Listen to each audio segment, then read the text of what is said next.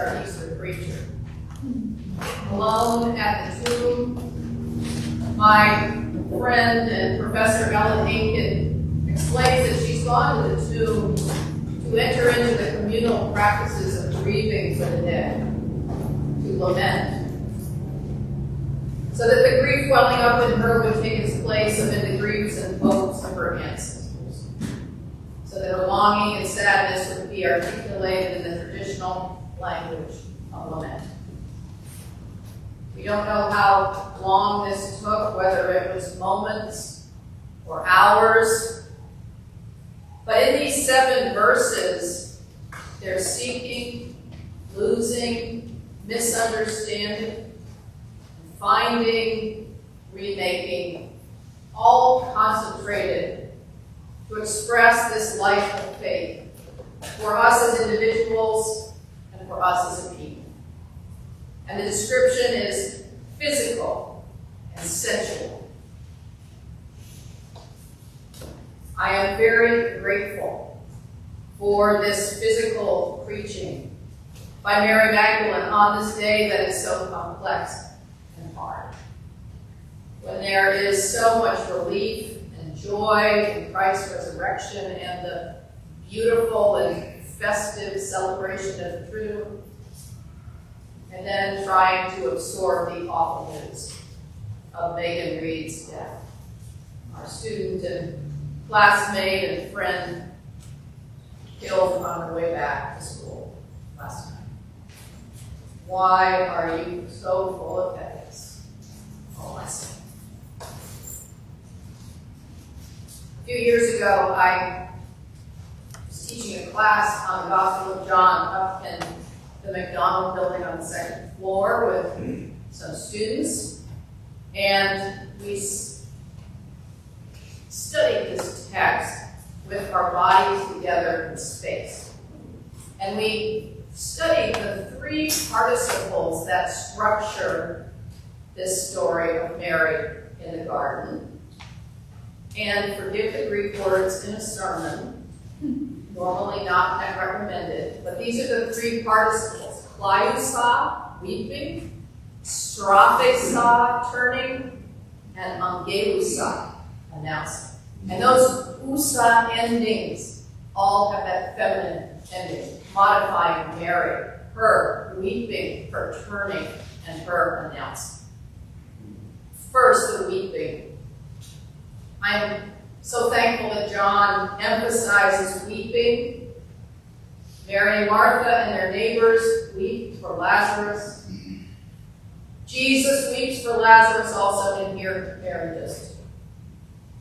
And when we as a class performed this participle up on the breezeway, we learned and remembered that crying blocked our voices, and it clouded our eyesight.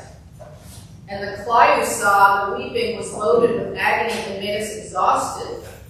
And it was cathartic too, all that wailing, ululation, kliousa. Surely that is where we are now, lamenting for Megan, for her friends, for family, for untimely death, no warning, snatched away. Scott preached on Friday the words of Mary Oliver: God who makes and then breaks every God-forsaken beautiful day. And then the straphesa, the turning, which is physical turning from the tomb to the presence of a person there in the garden. And it's a emotional and spiritual change of perspective, of physical reorientation, when she hears her name, Mary, and he hears his Rabboni. This greeting, this meeting, is an exchange of knowing, a mutual naming. The way you recognize the sound of the voice of a family member or a child or a friend or a lover. It's turning that happens to Mary, and turning that happens with us on Easter, for us with faith, and it needs to happen again and again. Dreyfus, turning, converting. In class, we felt it literally, physically, as we turned away from our weeping to see out beyond it.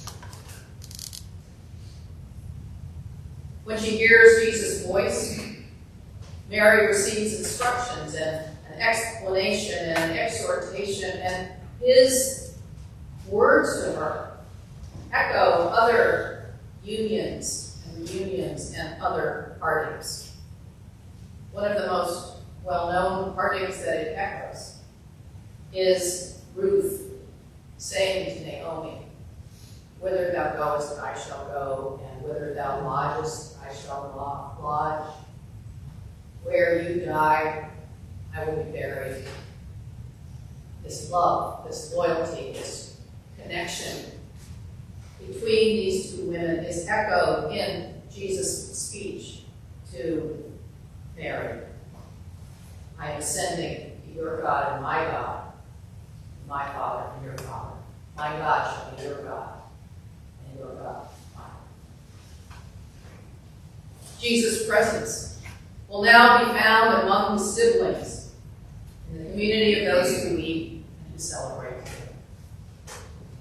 Sandra Schneider, who writes so beautifully on this passage, says Jesus is redirecting Mary's desire for union with himself from his physical, earthly body to the new locus of his presence in the world, the community of his brothers and sisters, the disciples.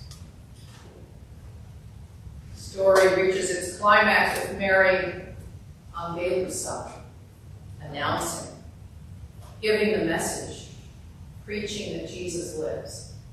"I have seen the Lord."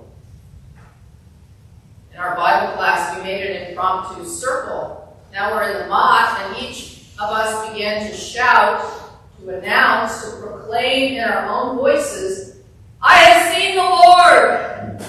and ran outward with our voices raised in loud, clear notes.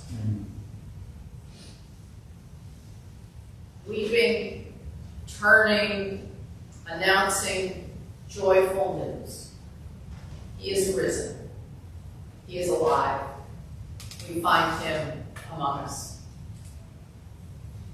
We celebrated this year when the chapel went from darkness to candlelight to brilliant light. And when Carrie Lynn Blaine got soaked in baptismal water.